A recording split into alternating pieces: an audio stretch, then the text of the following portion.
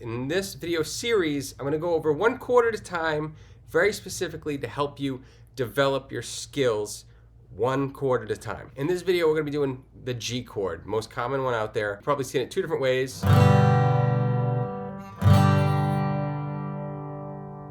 Either way is fine, you should learn both. If you're trying it yourself and it doesn't sound like that, we'll go over some of the pitfalls that are happening right now. This chord is a combination of the G, B, and E notes, and typically we play with all 6 strings. But a lot of people, the first time they do it, kind of sounds like this. And you wonder why things don't sound so clean. When you're learning on YouTube, it can be a bit difficult. So we'll go over some of the details. We'll work it out so you play actually 3 strings at a time and then work our way up. Let's start very simple. We're actually gonna take our 3rd finger, put it on the 3rd fret, right up against that fret wire as close as you can on that string. And we're only gonna strum these bottom 3 strings.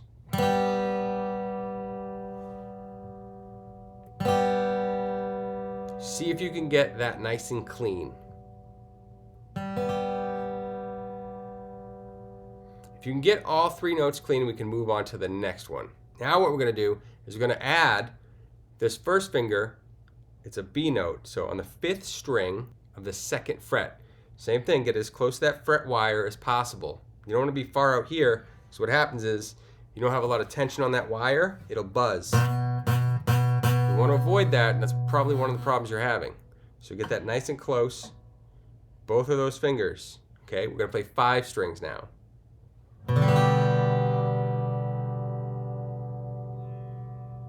You hear that buzz? This is a common pitfall. If you look very closely at this finger, I'm pressing on my fingerprint and not my fingertip. It's very important depending on what chord you're playing. What I'll do is I'll mesh my finger in here so you can see the indent. Okay, that's the first one. And what's happening is as I play this note, that's correct, but I'm pressing on my fingerprint, which is actually causing me to touch the string just below it, which is giving you that dead sound. Leaving that note out. So you got to roll that up just a little bit more and get on your fingerprint. So I'll do it again, a little imprint on my finger, just like that. Slightly higher. Again. That's 5 strings.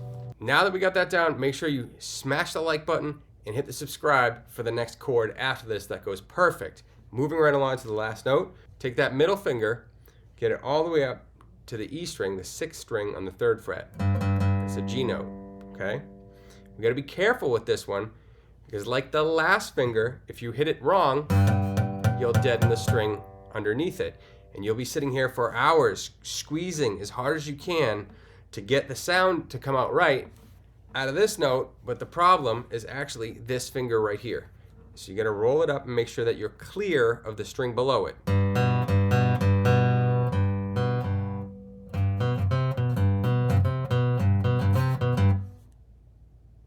So now we're gonna go for all 6 strings.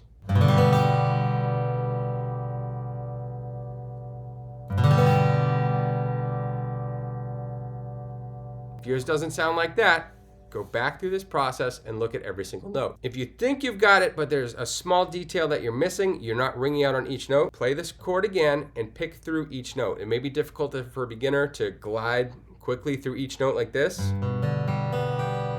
That's okay. Just go slow and try to do one at a time. Make sure that they're ringing, just like this.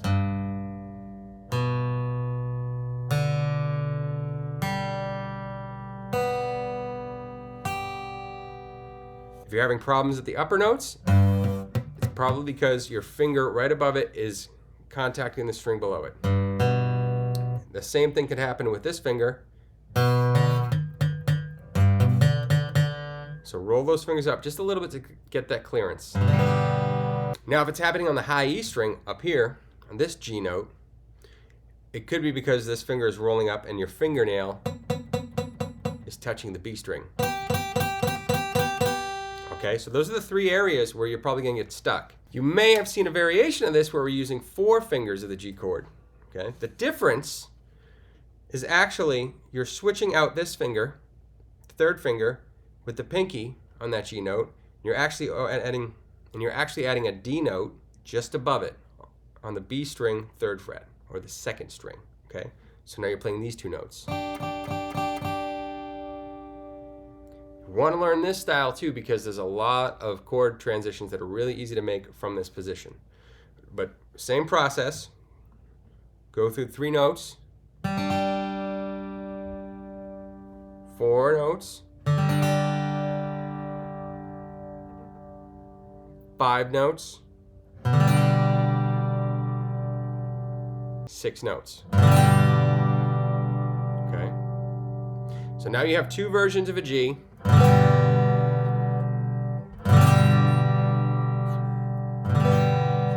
They're both different combinations of the notes G, B, and E. So if you want to learn the next chord that goes perfect with this, check out the video on the screen right here. This is a perfect one. If you have any more questions, leave it in the comments below. If you want to film yourself, if you're brave enough to do that and leave a link in the comments, that's cool. I'll check it out too. See you guys in the next video.